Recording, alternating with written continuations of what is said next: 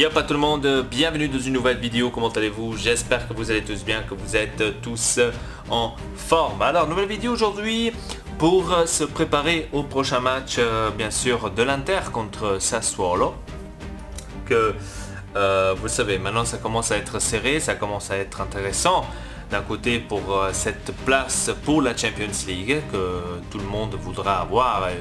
Et bon, tout le monde, c'est-à-dire tout le monde dans le sens que la Rome et la Lazio veulent aller aussi en Champions League. Bon, la Rome, je pense que c'est celle qui aura le moins de mal, on va dire, pour aller en Champions League, parce que je la vois quand même un peu mieux placée que la Lazio et que l'Inter, de toute façon. Et maintenant, je crois que la place pour la Champions League, ça va se jouer plus entre la Lazio et l'Inter que avec la Rome. La Rome, je la compte pas. Je la compte pas depuis longtemps en plus. Je la compte pas depuis longtemps parce que la Rome, pour moi personnellement, vous le savez que elle est de toute façon, elle a une formation, il y a des joueurs beaucoup mieux que l'Inter et aussi que la Lazio. Donc on se prépare maintenant pour ce Sassuolo qui arrive, on va dire, avec une victoire qu'ils ont fait donc la semaine dernière, c'est-à-dire qu'eux ils sont sauvés. Le Sassuolo est sauvé, donc ils n'ont plus rien à craindre. Est-ce qu'on aura un match facile? Ça personnellement j'y crois pas, parce que ça c'est toujours les matchs qui font le plus chier, c'est les matchs qui font le plus mal, on va dire, psychologiquement, si on ne fait vraiment pas attention. Maintenant, la chose est simple. Maintenant il faut voir, est-ce que l'Inter est-elle mature? Est-elle prête pour réussir ce grand pas vers l'avant? Parce que là, la Lazio il aura le Crotone. Normalement le Crotone, eux aussi doivent se sauver pour ne pas aller en deuxième division. C'est-à-dire eux aussi, ils ont perdu, je crois, le match dernier contre Kiev, si je ne me trompe pas. Donc ils vont venir maintenant à la Lazio, ils vont aller chez la Lazio pour justement essayer de gagner et essayer de rattraper, on va dire, les points perdus. Et je pense que la Lazio ne va pas avoir un plat facile à dévorer. J'ai vu aussi que la Lazio il a eu quand même assez de chance contre l'Atalanta d'avoir égalisé, parce que l'Atalanta méritait énormément plus que la Lazio. Donc à ce point de vue ils ont eu vraiment de la chance. Par rapport à la Rome, pareil, je l'ai vu un peu sous, comment dire, sous rythme. Le Cagliari justement la semaine dernière aurait mérité aussi sa victoire contre la Rome. Donc là aussi, les deux Romains ont eu vraiment une énorme chance, comme jusqu'à maintenant ils ont eu. Combien de temps ça va durer? Est-ce que ça va durer encore jusqu'à la fin ou pas? Ça, je l'espère pas, parce que je trouve que en ce moment-là, franchement, ça serait pas mal d'avoir un petit coup d'aide, hein, on va dire. Contre Sassuolo, ça va être difficile maintenant. Alors, j'ai vu que Miranda a récupéré.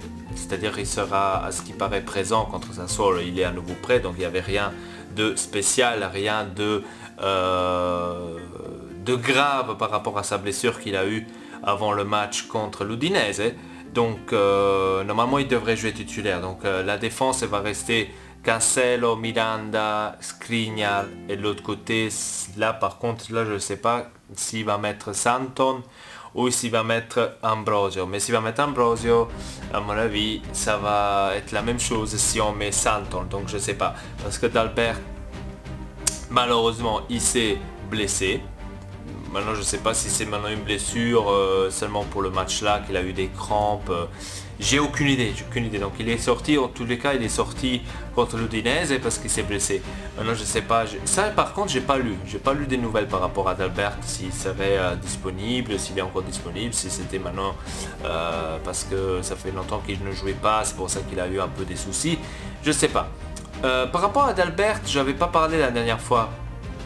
Je l'ai vu quand même pas mal, hein, je dois dire, hein, tout le monde qui l'a critiqué, qui disait que c'était un achat fail, etc., etc., que je ne comprends toujours pas pourquoi est-ce que la plupart disent ça, parce que Le jeu n'a pas encore montré énormément parce qu'il a déjà de un pas assez d'espace pour le montrer. Et de deux, justement, il n'a encore pas joué énormément de matchs pour évaluer, pour dire voilà, Dalbert c'est un bon défenseur ou c'est un mauvais défenseur. Donc il fallait le mettre au moins une dizaine de matchs pour voir s'il était bon ou pas. Bref. Mais il a quand même joué pas mal contre l'Udinese, il faut le dire. Et je sais pas. Franchement, là c'est le côté là, c'est celui que je me pose un peu plus de questions. S'il va mettre Santon ou s'il va mettre Ambrosio ou Dalbert il est revenu ou pas, je ne sais pas. Au milieu de terrain, Brozovic amovible.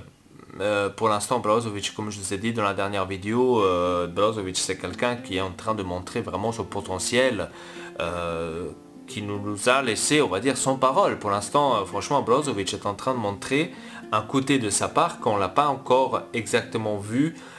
Et ça nous fait énormément plaisir, bien sûr, aussi de voir sur les réseaux sociaux, surtout sur son Instagram, on voit beaucoup un attachement à l'Inter, un attachement pour ce tricot et qui veut absolument aller en Champions League.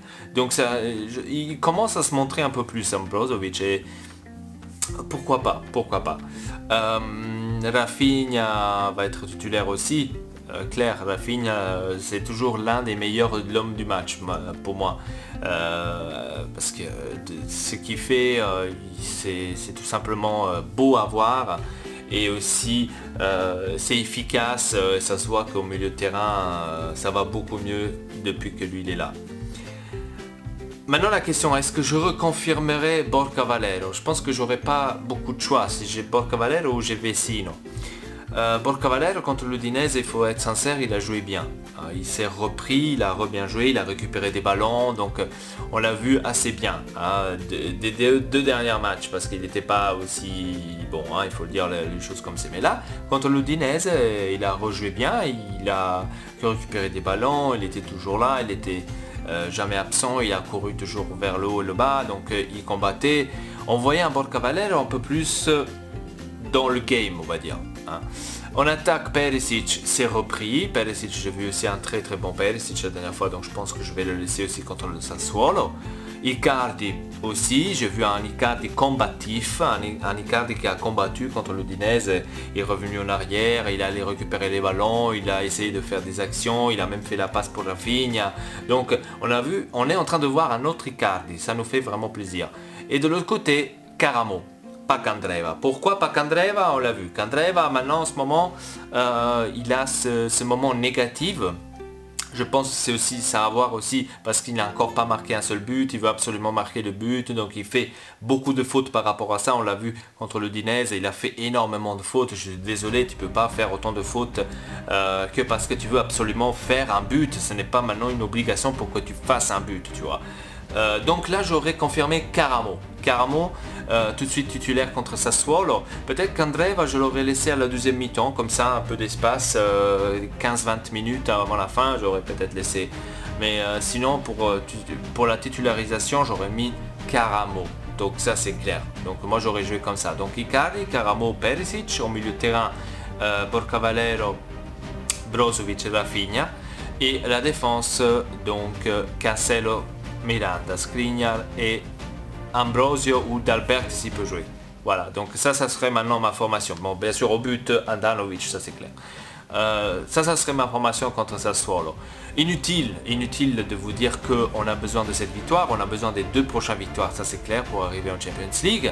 J'espère que les joueurs sont au courant et ils le savent.